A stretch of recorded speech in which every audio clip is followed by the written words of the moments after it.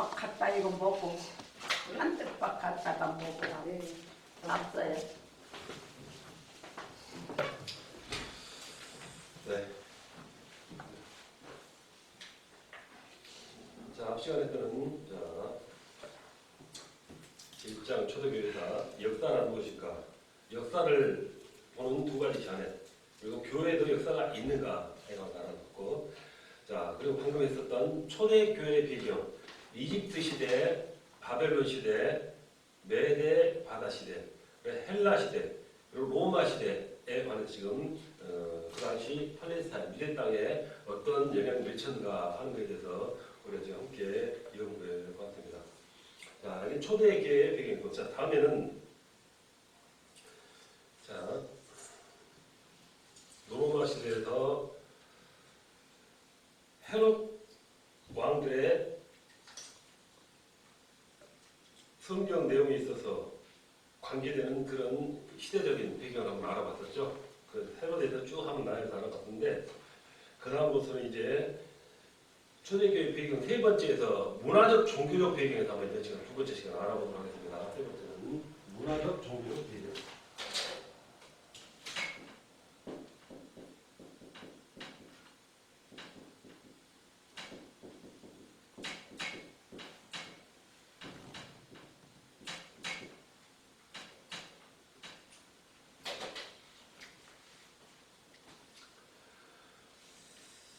자, 방금 말씀드리고 이렇게 다뤘던 그 유대인은 각 제국들, 이 주변의 강대국들, 그런 관계 속에서 새로운 것을 창출하게 되는 것을 우리가 바라볼 수가 있습니다. 자, 어떤 것들이 창출되었는가 하는 것이죠. 그래서 그 당시 문화적 종교적 배경으로 이렇게 생겨나서 활동이나 아니면 어떤 영향을 미쳤던 그런 존재들이 되겠죠. 그 대표적인 것들에서 몇 가지만 한번 살펴보도록 하겠습니다. 가장 먼저 우리가 회당이 되겠습니다. 회당. 회당은 어떠한 배경에서 어떤 역할을 하는가 하는 게 되겠죠.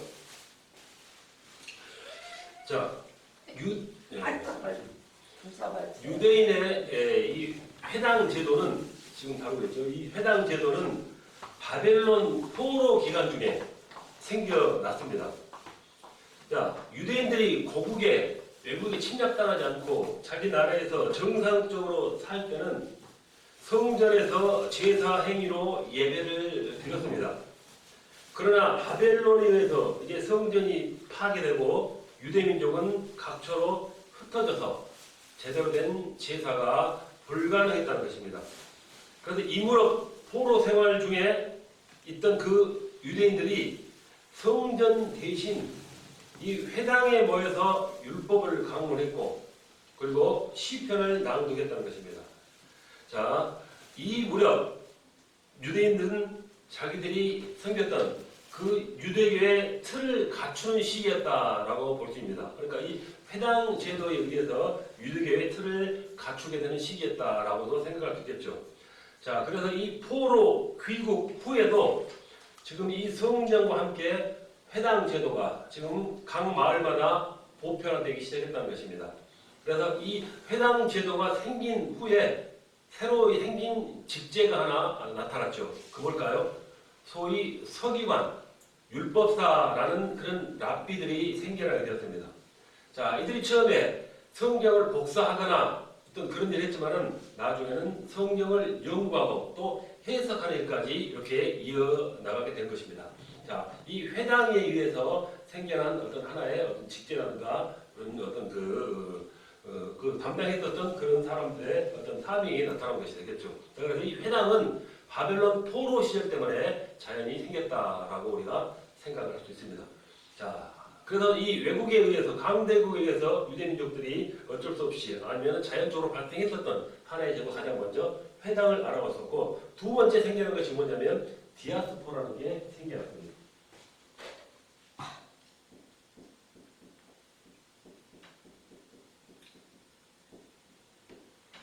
자, 디아스포라고 잘 알고 계시죠, 여러분? 자, 바리새파는 주전 2세기경에 아까 말씀드렸었죠. 그 마카비 전쟁 직후에 생겼었다고 마카비 전쟁 때문에 아까 말씀드린 여러 가지 파가 생겼다고 했었죠. 그 중에 바리새파도 그 당시에 이렇게 발생된 생김에 의해서 생겨난 그 하나의 파 종류가 바리새파라고 말씀드렸습니다. 자, 시리아 왕국의 셀류커스 왕조 8대 왕인 안티오커스 4세, 즉 에피파네스가 유대를 점령해서 유대국들을 이제 헬라화하려 할 때, 헬라의 문명이라든가 언어를 이렇게 물들이 할 때 국민들 간에는 이제 두 가지 반응이 나옵니다. 자, 헬라 문화를 포용하자 하는 부류가 있었는가 하면은 그와 반대로 우리는 우리의 모국 정신은 모세 율법주의에 있다라고 강조하면서 나라를 지키는 방법은 오직 모세 율법을 지키는 것이라 주장하는 부류가 따로 있었다라는 것입니다. 자, 여기에 후자가 바로 바리새파의 기원이 됐다라는 것이죠. 자, 그래서 지금 말씀드렸던 어떤 그 디아스포라에 관한 그 부분이 생기기 그 다음에 어떤 과정이 되겠습니다만은 지금 자 먼저 디아스포라에서 먼저 설명드릴게요. 제가 다시 순서를 바꿔놨는데 자 유대인들이 포로 즉 바벨론 포로 시절에 포로를 귀환할 때 그 백성이 전부 다 귀환하지 않고 세계로 흩어진 자들이 작품 7편에 적어놓은 이 디아스포라라 말씀을 드렸었죠. 바벨론, 아시리아, 그리고 파르티아, 갑바도기아, 시리아, 베니게니아, 그리고 소아시아, 그리스, 이집트, 아프리카 북쪽, 로마 등 각처로 이렇게 그 당시에 포로 귀환할 때 일부 세력이 흩어나가서 디아스포라가 되었다라는 것입니다. 자, 그들이 각 나라에 살면서 회당을 앞서 말했던 회당 제도에서 성경 율법 공부했다 말씀드렸었죠. 이 회당 중심으로 한 신앙생활을 했는데 이 제도가 결국 후에 이것이 신약 시대에 와서 바울이 이 각집이 흩어진 이 회당에 의해 생긴 그 무리들에 의해서 선교의 딘돌이 됐다라고도 풀이를 하고 있는 것입니다. 자, 이렇게 디아스포라가 자연 발생적인 현상에 의해서 그 포로 생활에서 귀환하는 도중에 생겨났다 하는 것을 말씀드리고요. 자, 세 번째 순서를 잘못 적었는데 먼저 좀 바뀌었어요. 번호를 계속 쓰겠습니다. 이게 3번이었는데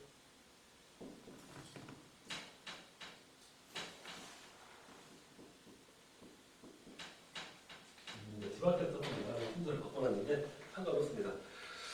자, 그래서 아까 헬라 문화에 대해서 헬라 문화가 유대에 들어와서 하나를 받아들이자는 그 부류가 있었고 받아들이지 말자는 부류가 있었다고 그랬죠. 그래서 받아들이지 말고 우리는 모세 율법을 오르시켜야 한다라는 그런 정신을 가진 자들이 바리새파였다라고 말을 드렸었습니다. 자, 그래서 이 마카비 전쟁 후에 예루살렘 성전이 다시 이제 회복이 되죠. 회복이 되었을 때 이 바리새인은 세속 정치 참여를 절대 지향하고 금식주의와 경건 생활을 고수했다라고 전해지고 있습니다. 자, 이들 바리새인들은 처음에는 동기가 순수하고 바로 신앙적이었지만은 차츰 세월이 흐르는 동안 그들은 변질이 되어서 예수님 당시에는 독선적이고 위선적이고 형식적인 사람들로 변해갔다는 것입니다. 그래서 예수님에게 책망을 들었던 그 사건이 신약성경에도 나와 있는 것이죠. 자, 그래서 이 바리새인들은 오경, 역사서, 시문서, 예언서들을 모두 구약성경으로 받아들였고 부활과 천사의 존재를 믿었다는 것도 이 바리새인들의 하나의 모습입니다. 자, 그 다음에는 사두개인도 자연적으로 생겨난 그 하나의 모습으로 가겠습니다.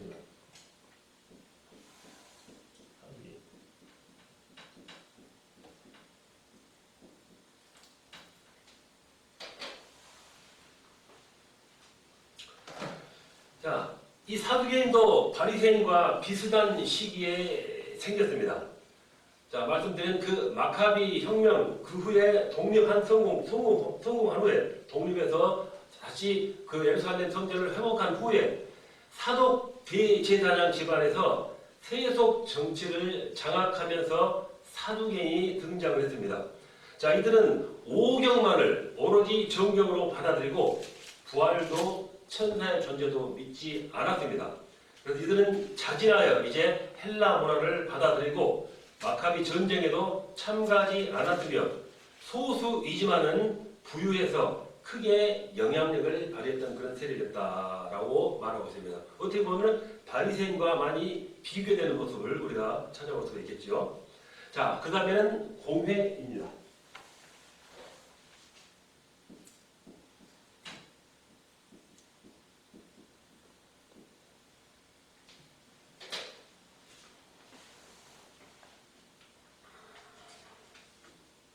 자, 지금 당시의 문화적, 종교적 배경에 달하고 있죠. 그 배경에서 생겨났던 몇 가지 사항들을 지금 여러분 다루고 있습니다.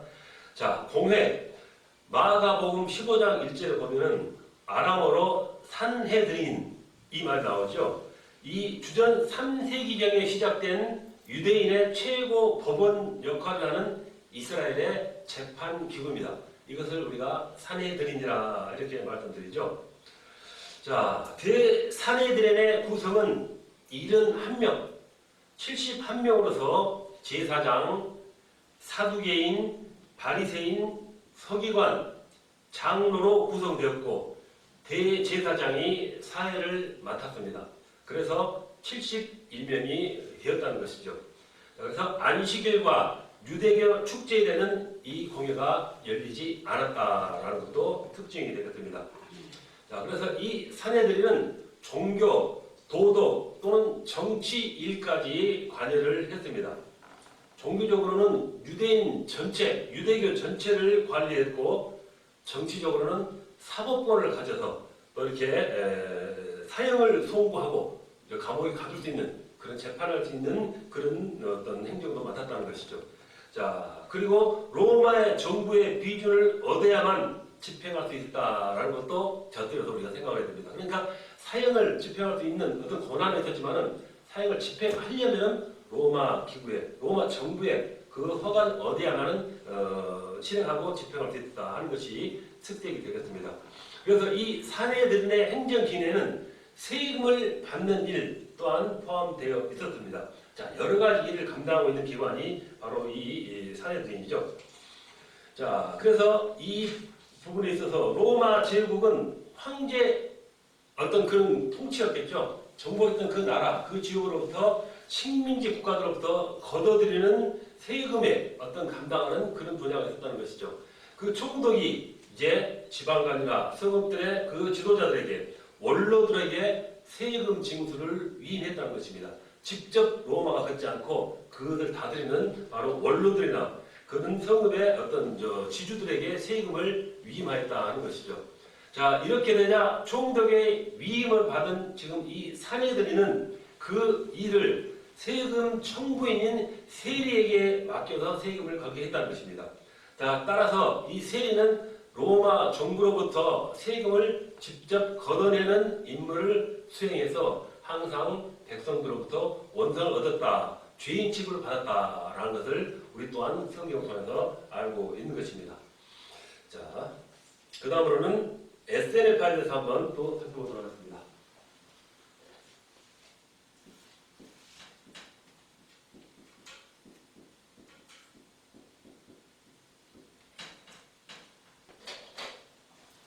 자, 문화적, 종교적 배경. 자, 그 중에서 첫 번째로 SNF파. SNF파란 무엇일까요? 자, SN의 수도단의 기원은 말씀드린 그 마카비 전쟁 약 50년 전부터 시작됐다라고 합니다. 이때는 이제 페르시아 제국이 무너지고 또 헬라 제국에 이제 한참 정성기를 맞기 시작한 때였었죠. 자, 그 당시에 시루시드 왕조는 바로 헬라 문화를 조직적으로 강요하기 시작했습니다. 그래서 그들은 새로운 정치, 새로운 문화, 새로운 어떤 그 사회로 압력을 가해서 이스라엘이 가지고 있던 이 여호와 종교가 폐화하기 시작했다라는 것이죠.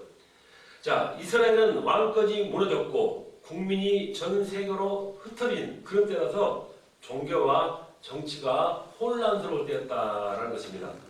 이때 이스라엘의 종교 지도자 바로 에스라가 이방 족속들과 이혼을 주장하고 모세의 율법을 더 철저히 준수하라 하는 그런 지도를 하죠. 자, 그래서 여기에 대한 안티오코스 4세 그 강압 탄치가 우리의 그 이스라엘 백성에 계속 핍박이 오고 탄압이 자행되자 이것이 결국 말씀드린 그 마카비 전쟁으로 발전하게 됐다라는 것입니다. 그래서 지금 다루고 있는 이 에센의 수도단은 마카비 전쟁 직후에 일어나는 것이죠. 그래서 주전 1세기경에는 사해 근처 엥게디에서 함께 모여 공동 생활을 했습니다.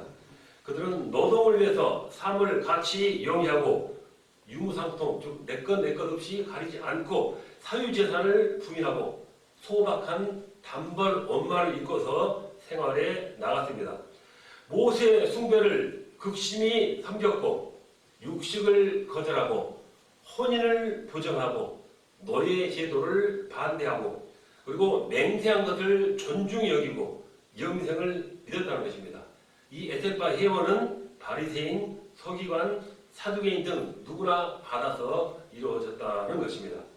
자, 세례 요한도 아마 여기 출신 같다라는 그런 설이 있습니다. 자, 그 세례 요한이 먹는 거라든가 아니면 복장이라든가 하는 것이 바로 이 에세네파가 했던 그런 모습과 닮아 있기 때문에 그런 설을 주장하는 것 같습니다. 자, 그래서 이 에세네파는 주후 2세기에는 기독교와 유대교로 흡수가 됩니다. 자, 이들이 남긴 것이 바로 사회사본이죠. 사회사본이 역사적 가치가 매우 중요한 자료로 다뤄주고 있는 그런 부분이 되는 것입니다. 자, 이렇게 지금 문화적, 종교적 배경을 한번 이 부분까지 알아보았습니다. 자, 다음에는 교회의 시작에 대해서 알아보도록 하겠습니다. 과연 우리 교회 시작은 언제, 어떻게, 어떤 모습으로 시작이 되었는가 하는 내용이 되겠습니다.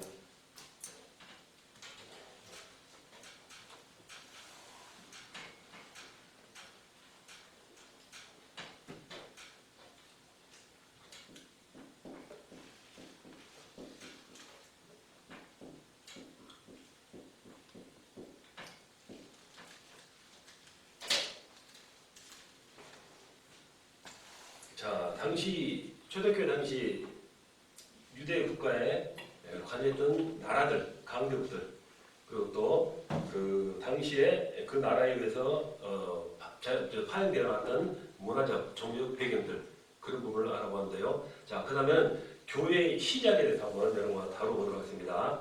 자, 하나님께서 인류를 위해서 직접 세운 기관이 둘 있습니다.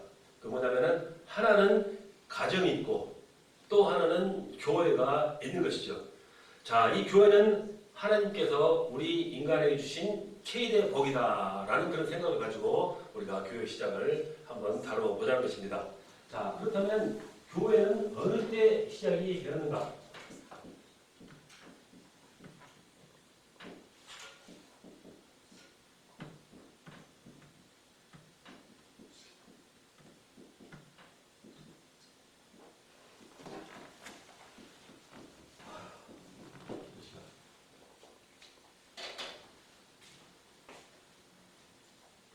자, 교회는 과연 어느 때를 시작으로 바라봐야 하는가?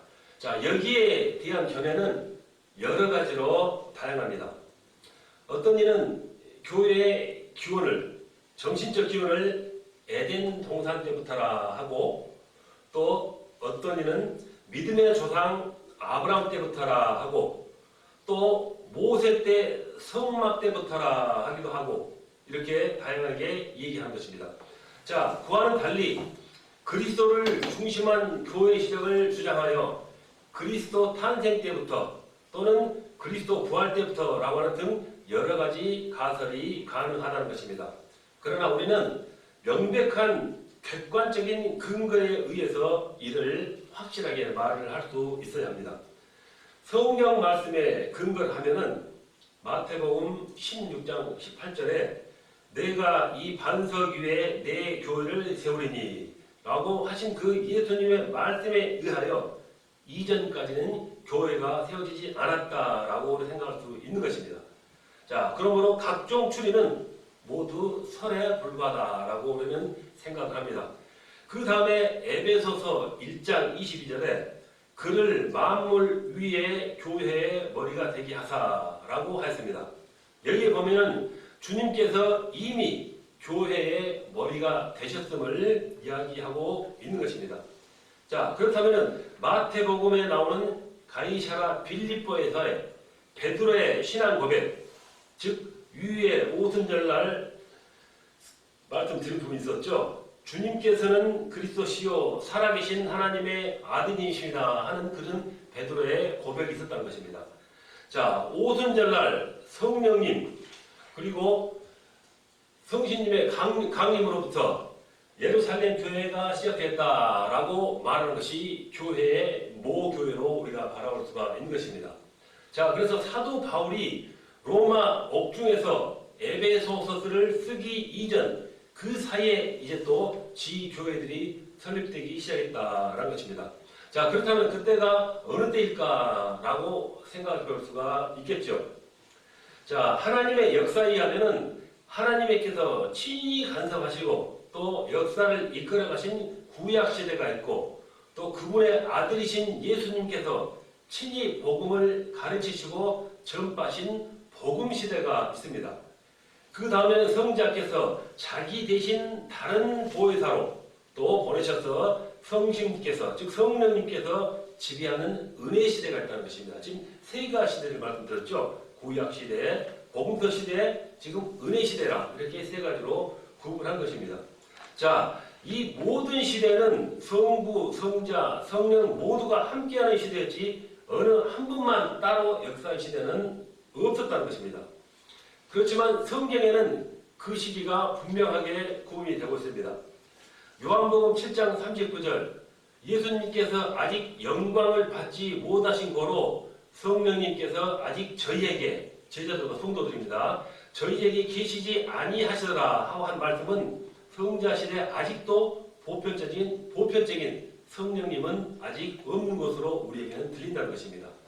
또 요한복음 20장 22절에 저희를 향하여 숨을 내쉬며 가라사대 성령님을 받으라고 하신 후 승천하시기 전에 너희는 몇 날이 못되어 성령님으로부터 세례를 받으라 하고 또 사도행전 1장 8절에도 오직 성령님께서 너희에게 하시면 너희가 권능을 받을 것이라고 말하고 있다는 것입니다. 그런데 사도행전 2장 1절에는 성령님께서 강하게 역사하셔서 지금 역사하신 성령님이 각 사람에게 임하는 그런 기록이 계속되고 있는 것입니다. 따라서 사도행전 1장과 2장은 현격한 차이를 보이고 있는 것을 우리가 알 수 있다는 것입니다. 자, 이로써 우리는 사도행전 2장 오순절 성령 강림절 이후가 바로 신약교회 탄생으로 믿어진다라는 것입니다. 자, 성령님의 사역에 있어서도 오순절이 바로 기점이 되고 있습니다. 우리가 아는 바에 의하면은 구약시대, 즉 천지창조 때, 인간창조 때에도 성령님께서 역사를 하셨습니다. 그런데 구약시대는 성령님께서 모든 사람에게 보편적으로 보여주지 않고 특수한 사역자들에게만 주어지는 경우가 많이 있었습니다. 왕, 제사장, 대언자 등 하나님의 일을 수행하는 사람들에게만 이렇게 주어졌다는 것입니다. 그러나 신약시대는 전혀 다릅니다. 사도행전 2장 17절, 18절의 말씀대로 모든 육체, 즉 자녀들, 젊은이, 늙은이, 남종, 여종 구분하지 않고 다 주어진다는 것입니다. 자, 또 구약 때 성령님은 한 번 주어졌다가 그 사람이 범죄하고 사명을 감당하지 못하면 곧 그에게서 떠나고 말았습니다. 그 예로 사울 왕을 들 수가 있는데 그도 성령을 예언하였다라고 사무엘상에 나타나고 있습니다. 그러나 그 사울이 악신이 작용해서 평생 동안 다윗을 추격하다가 마침내 블레셋 군인에게 죽게 되고 말죠. 자, 또 다윗은 그가 범죄한 후에 주의 성령을 내게서 거두지 마소서라고 또 기도하며 성령께서 소멸되는 것을 두려워했다라는 것입니다. 그러나 신약 때는 전혀 다릅니다. 사도행전 2장 3절에 모든 유에게 주어지신 성령님께서 계속하여 충만해서 끝까지 충성하는 사람들이 되어가고 있다는 것입니다. 베드로가 그러하였고 바울이 그리하였으며 모든 사도와 교회 성도들이 다 그러했던 것입니다. 이렇게 사도행전 2장을 기점으로 해서 앞과 뒤가 전혀 다른 세계가 만들어진 것입니다. 자, 따라서 오늘날 신학교회는 사도행전 2장의 오순절을 기점으로 시작되었다고 볼 수가 있습니다.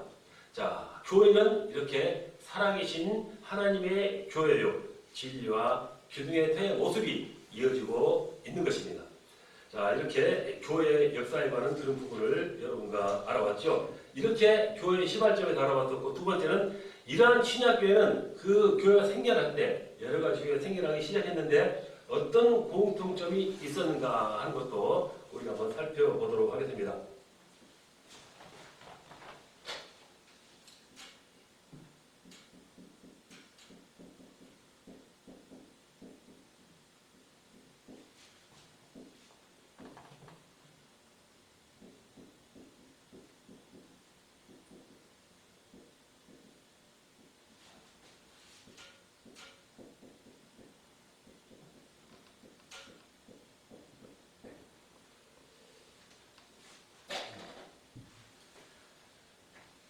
자, 신약교회가 이제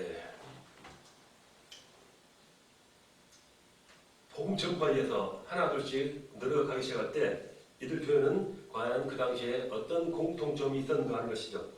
자, 신약교회 우리가 모델을 살펴본다면은 우리가 신약교회 모델을 우리가 말할 때 성경 전체에 흐르고 있는 성경에 다루고 있는 그 교회의 모습들에서 공통점을 우리가 바라볼 수 있다는 것입니다. 자, 왜 이 공통점을 우리가 바라보는 것이 중요한가이죠. 자, 그것은 오늘날 이 신약교회 이후에 생긴 역사적 산물로서 교회들은 모두가 지금 왜곡되고 굴절되기 때문이라는 것입니다. 자, 그 당시 신약교회 최초에 있던 그런 신약교회 모습과 시대가 흐르면서 현재까지 오면서 많은 어떤 그런 내면이 왜곡되고 굴절되었기 때문이라는 것입니다. 자, 그것 때문에 우리가 이 공통점에 가진 어떤 부분을 다시 한번 바라볼 수 있어야 한다는 것이죠. 자, 로마 카톨릭이 아무리 자기들이 모 교회의 모델이라고 주장한다 해도 신약교회의 모습과는 너무 동떨어져 있습니다. 또 16세기 유럽 교회 개혁 이후 많은 개혁 교회들이 자기들이 가장 원시적인 교회의 이상에 접근했다고, 즉 초대교회 모습으로 다시 돌아갔다고 주장을 하지만 그들 역시 신약시대의 교회와는 다르다는 것입니다. 더구나 오늘날의 수많은 현실 교회들은 더더욱 그러하다는 것이죠. 이와 같은 전지하에서 영원히 변할 수 없는 대원칙에 바로 서서 영원히 변하지 말아야 할 그런 신약교회의 틀을, 저런 공통적인 부분을 우리는 살펴봐야 한다는 것입니다. 자, 신약교회 모델로서 몇 가지를 제시해 볼 수가 있습니다. 자, 그래서 오늘날에도 신약교회가 가능한가라는 그런 부분이 되겠습니다. 자, 그래서 신약교회 당시의 정신대로 살아가는 그런 교회라만이 주님께서 사랑을 받고 주님께서 인정을 받을 수 있는 교회가 된다라는 것입니다. 자, 그럼 어떻게 하는 교회가 주님에게 인정을 받고 사랑을 받는 교회인가이죠.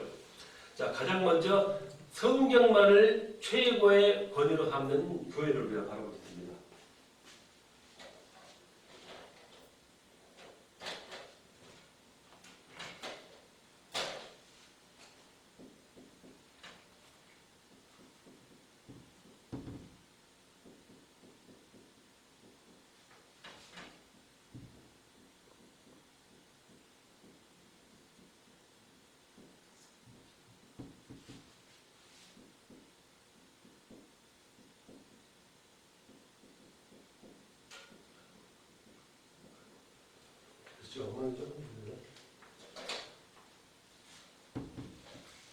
이항이 1번 되겠습니다. 이항이 1번. 자, 성경만을 최고의 권위로 삼는 교회. 자, 이렇게 말하면은 이 지상에서 성경을 최고로 삼지 않는 교회가 어디 있겠느냐라고 반문할 사람도 있을 것입니다. 그러나 실제로 지상에 있는 모든 교회들의 실상을 우리가 한번 살펴볼 수 있어야 한다는 것입니다. 자, 로마 카톨릭은 신앙과 행위의 근거 규범으로 세 가지 근거를 갖고 있습니다. 그들은 성경도 믿고 전통도 믿는 것이죠. 그러니까 전통이라는 것은 교령집을 비롯한 각종 카톨릭 회의 결정, 카톨릭의 지시, 문서, 그리고 그들의 성인들의 가르침, 이런 것도 그들의 믿음으로 받아들인다는 것입니다. 자, 그러니까 성경만을 최고로 삼지 않는다는 것이 이렇게 객관적으로 드러나는 것이죠. 자, 아울러 그리스도의 대리자인 교황의 지시를 성경과 동등하게 여깁니다. 이것도 성경적이지 않습니다. 그렇기 때문에 그들에게 있어서는 성경만이 유일한 권위일 수가 없는 것입니다. 어떤 면에서 성경은 그들에게 있어서 한 30% 정도의 영향력을 끼칠 뿐이다 라고 연구되어지고 있습니다. 자, 그 다음에 개혁교회인 루터교, 장로교, 감리교, 성결교, 순복음교회 등 모든 교회들도 그런 부분이 있을 수 있다는 것입니다. 자, 그들은 성경만을 믿는다고 하면서도 어떻게 보면은 신학적으로 보면은 성경에 없는 신조, 신앙 고백, 그리고 총회 정관, 규례, 회칙, 헌법 등 성경에 의한 정신을 반영하기보다는 다수가 모인 인간들의 편리를 위해서 만든 그런 법을 근거해서 관할하고 통솔을 위한 신앙 직책을 만들어서 움직이고 있다는 것입니다. 이런 부분도 어떻게 보면은 성경만을 최고의 권위로 삼는 교회라고 바라볼 수 없는 것입니다. 자, 그래서 이 같은 신조나 회칙들이 바로 다양한 의견들이 난립을 억제하고 또 질서 유지상 필요해서 그런다라고 주장을 해도 있습니다. 그러나 세월이 흐르고 어떤 힘이 생기고 조직이 만들어지다 보면은 간사한 인간들의 심성이기 때문에 현실 이상으로 자기들에게 유리하게 하고 상대방을 공격하는 수단으로 악용하고 있는 것이 사실이라는 것입니다. 자, 따라서 이 같은 현실적 필요성 인식보다는 근본적으로 신약교회처럼 이렇게 모든 것을 믿음과 사랑 안에서 은혜롭게 처리하던 관행이 다시 회복되어야 한다는 것을 주장하는 것입니다. 자, 그래서 신약교회가 성경만을 최고의 권위로 삼았던 신뢰를 한번 들어보도록 하겠습니다. 사도행전 13장 1절로 3절에 보면은 안디옥 교회의 회무처리가 바로 성경적으로 회무처리하는 것을 바라봅니다. 그리고 15장 6절로 29절에 예루살렘 교회의 안건 처리의 모습, 그리고 마태복음 19장 15절로 17절에 교회에서의 문제 처리, 그리고 요한복음 8장 3절로 11절에 간음한 여인을 처리하시는 예수님의 모습이 그러하다는 것입니다. 자, 사실 오늘날 모든 것을 상부에서 지시하는 그런 조직 세계는 로마 카톨릭이 세계를 장악하려는 그런 음흉한 정의를 가지고 이렇게 조직과 지시 계통을 만들어 놓은 것을 그대로 따라가는 그런 관습의 사고방식의 추종일 뿐인 것입니다. 그러나 신약교회는 그와 같은 회칙, 그런 규정들의 맹종자들이 아니라 서로가 성경의 정신에 서로 존중하는 그런 양보 중심 세계였다는 것입니다. 오늘날도 나보다 상대방을 낮게 여기는 그런 정신만 지켜진다면 이러한 회칙이 무슨 소용이 있겠는가라고 우리는 반문해 볼 수 있어야 하는 것입니다. 자, 이렇게 성경만을 최고의 권위로 삼는 교회가 진정 신약교회에 나온 모습이다라는 것을 여러분과 함께 알아보았습니다. 자, 두 번째로는 믿는 자의 만인 제사장입니다.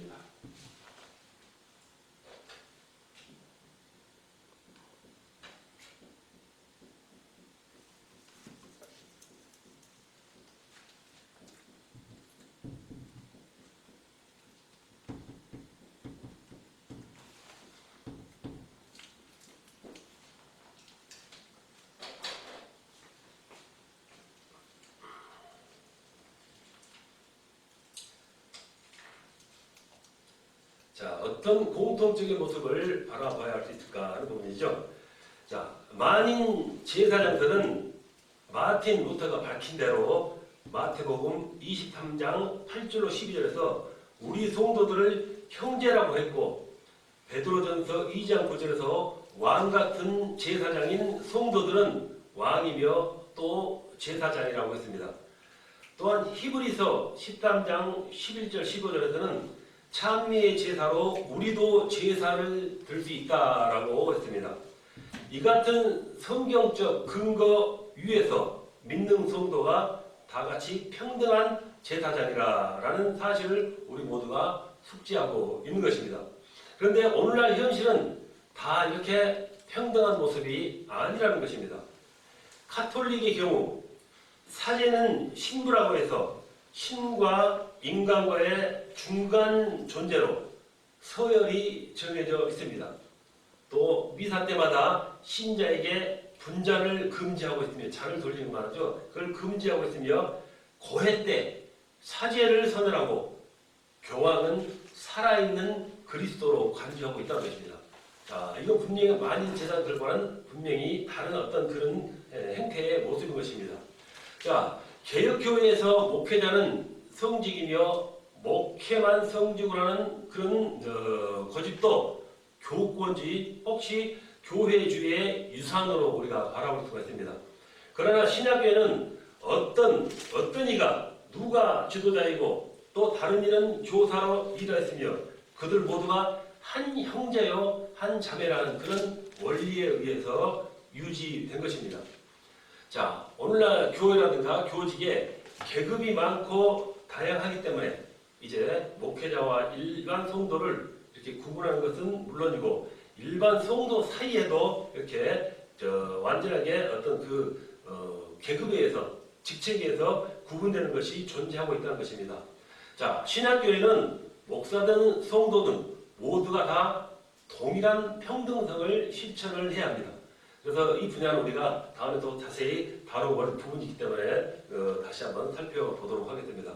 자, 이렇게 성경만을 최고의 권위로 삼는 어떤 그런 교회의 모습, 그리고 두 번째로 믿는 자의 만인 제사장들에서 아주 알아봤고, 자, 그 다음으로는 개개 독립교회의 어떤 그런 모습에 있어서 우리가 바라볼 점은 항상 중심적인 행정 정치를 해 나가야 한다는 것입니다. 이 부분 한번 여러분과 살펴보도록 하겠습니다.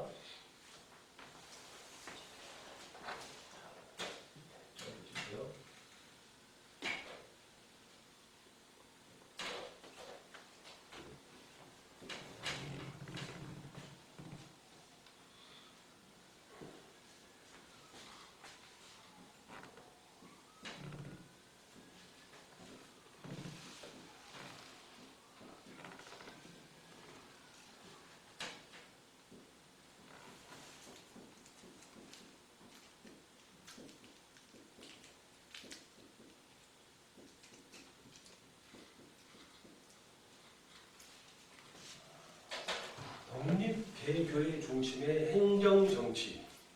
자, 이런 모습은 우리가 성경을 통해서 알아볼 수 있는 부분이 되겠죠. 자, 신약교회는 예루살렘 교회, 사마리아 교회, 안디옥 교회, 빌립보 교회, 데살로니가 교회, 고린도 교회, 에베소 교회, 그리고 또 기타 모든 교회들 있겠죠. 이 개교회가 독립해서 자치적으로 행정을 해 나가는 독립교회다라는 것입니다. 다시 말하면은 예루살렘 교회가 사마리아 교회에 협조는 하지만은 간섭을 하지 않았다라는 부분, 그리고 안디옥 교회가 모 교회가 되어서 다른 모 교회가 되었지만은 결국 다른 교회까지는 다스리지 않았다라는 그런 행정 정치의 모습인 것입니다. 자, 이런 부분은 상호의 어떤 그 개교회 간의 발전과 어떤 복음적인 모습에서 충분히 이렇게 주님의 말씀 위에서 이렇게 앞으로 향해 나가는 건전한 모습의 교회의 모습을 바라볼 수 있다 하는 그런 부분이 되겠습니다. 자, 다음에는 두 가지 직분에 대해서 말하겠습니다. 당시에.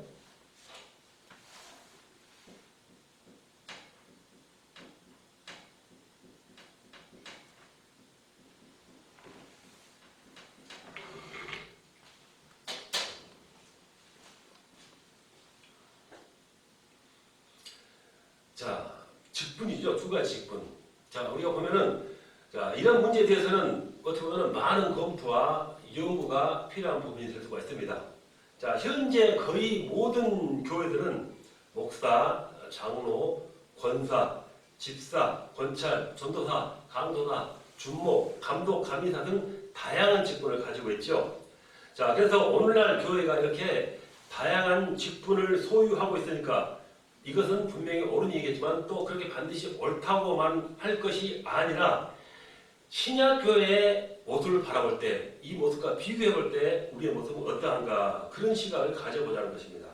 자, 오늘날 교회는 왜 이렇게 되는가 신약교회에 비추어서 성찰해 볼 필요도 있다는 것이죠.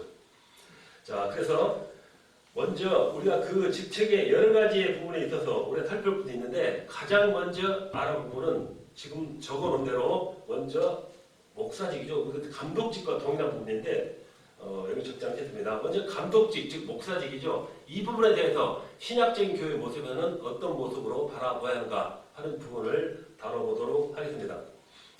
자, 현재 우리가 지금 이렇게 목사라고 부르는 호칭이 일반화되기 시작한 것은 16세기경 유럽 교회 개혁 이후부터 시작되었다고 볼 수가 있습니다. 성경을 보면은 목사라는 것은 단 한 분밖에 나오지 않는다라고 말씀을 합니다. 에베소서 4장 11절에 보면 그 내용이 나와 있죠. 자, 그러면은 목사 또는 감독, 장로라는 호칭은 언제 어디서 비롯되었는가 하는 것이죠. 그 직분의 어원과 역사적 발전 과정을 우리가 먼저 알아야 한다는 것입니다. 자, 구약 성경을 보면은 여러 가지 직분명이 많이 있습니다. 목사의 원형은 무엇인가 한번 먼저 살펴보도록 하겠습니다. 자, 구약에서는 모세가 활약하기 이전에 이집트에 원로들이 있었습니다. 이건 창세기 50장 10절에 나온 내용입니다. 자, 그래서 모세는 이집트에 있던 장로 제도가 이스라엘 백성에게도 장로 제도로 옮겨진 것을 보게 됩니다. 출애굽기 3장 16절 같은 내용이 되겠죠. 그래서 이렇게 출애굽한 이스라엘 백성들은 이제 광야에서 천부장, 백부장, 50부장, 10부장을 임명해서 이제 모세를 돕는 조력자로 삼아 나갔지요. 그리고 모세는 그 뒤로 이제 백성의 장로들과 함께 이제 하나님의 일을 의논해 나가는 것입니다. 자, 모세 후에 여호수아 때도 이제 장로들이 지도자 노릇을 한 것을 바라볼 수가 있습니다. 자, 이스라엘 백성들의 장로들은 이제 또 다윗왕 때, 또 아방 때, 또 예레미야 때, 에스겔 때 이때도 계속해서 지도자 노릇을 해 갑니다. 이 같은 장로들의 역할은 신약 시대에도 그대로 계승되어지고 있습니다. 자, 근데 신약 시대에서 있어서 이 장로들은 분명하게 두 가지의 모습으로 달리 표현이 되고 있습니다. 첫째로는 과거 구약 시대와 같은 맥락에서의 장로가 전속됩니다. 그리고 신약 사복음서와 사도행전 13장까지는 분명히 구약적인 장로들이 그대로 전속되죠. 이 무렵의 장로들은 대제사장이나 서기관들과 합세해서 예수님을 죽이려고 박해하는 일에 열심히 있는 그런 장로들의 모습이었습니다. 다음 성경들 참조해 보면은 마태복음 26장 3절 57절에 장로들이 대제사장 가야와 함께 예수 죽이기를 모의하였고, 마태복음 27장에 보면은 장로들이 군중들을 선동한 것이 기록되어 있다는 것입니다. 자, 이 모든 성경을 종합해 보면은 예수님 생에 있어서나 초대 교회 그때나 사도들이 활약한 때의 장로들은 예수님을 원수같이 여기던 사람이었다는 것입니다. 자, 이런 장로들의 하나의 모습이었죠. 자, 두 번째로는 사도행전 14장 3절 이후에 나타나는 장로들은 전혀 다른 것입니다. 사도행전 15장 2절 등에 나오면은 장로들이 사도들과 동역하는 장로들로 설명되어 있고, 또 과거 구약적 장로도 같이 전속해 오는 것을 볼 수가 있습니다. 그런데 사도들이 과거 구약의 장로 제도를 전혀 새롭게 적용하는 것이 서신서들에 나타나고 있는 것입니다. 자, 다음 성경을 한번 읽어보겠습니다. 사도행전 20장 17절 28절에는 에베소 교회 장로들을 감독자라고 합니다. 그리고 바울 사도는 디모데전서 5장 17절에서 잘 다스리는 장로를 말합니다. 그가 누구일까요? 그들은 가르친 일과 다스리는 일을 함께하는 감독이라고 말하고 있는 것입니다. 야고보서 5장 1절에서 장로는 병문안할 때 함께하는 자, 청할 자라고 말하고 있고, 요한 사도도 요한이서 1장 1절, 요한 3서 1장 1절에 자기 자신을 장로라고 한다는 것입니다. 또 요한계시록에서 24상로, 그리고 또 11장 16절, 19장 4절에 12지파와 12사도인 것을 또 따로 말을 하고 있는 것입니다. 자, 그래서 사도행전 14장 이후의 장로들은 과거 구약의 장로들이 아니라는 것입니다. 이들은 곧 사도들이 자신이었고 사도들이 주님의 사역을 위탁하도록 맡긴 사람들을 장로라고 했다는 것입니다. 아울러 이들 장로는 다른 이름이 감독이었다. 장로와 같은 사명을 하는 사람이 감독으로도 불렸다라고 다루고 있는 것이죠. 자, 그래서 사도행전 20장 17절 28절 보면은 장로와 감독이 다 같은 사람이었음을 성경 통해서 알 수가 있는 것입니다. 그래서 디도서 1장 5절 또 7절에는 이렇게 말씀드린 장로와 감독이 한꺼번에 나오는데 모두가 동일하게 다루고 있는 것을 알아보고 있는 것입니다. 자, 지금 두 가지 직분에 대해서 알아보는데 시간이 다 되었으므로 이 다음 내용은 다음 시간에 이어가도록 하겠습니다. 자, 집사님하고 그 다음에 내용은 앞으로 계속될 내용이기 때문에 다음 시간에 새로운 어떤 그 제목을 가지고 함께 공부해 보도록 하겠습니다. 자, 수고를 마치겠습니다. 자, 기도하겠습니다. 하나님 아버지 감사합니다. 오늘 이렇게 새롭게 시작한 교회사 공부를 시작하게 되었습니다. 하나님의 은혜와 지도하심으로 항상 우리가 이 배움에 있어서 우리 교회사를 통해서 주님의 역사와 주님의 뜻을 더욱더 깊게 알아갈 수 있는 시간으로 변화되게 하여 주시옵소서. 주님의 택함받은 귀한 우리 주님의 제자들 항상 축복해 주시고 건강과 함께하여 주시옵소서. 감사드리며 우리 주 예수 그리스도 이름으로 기도합니다. 아멘.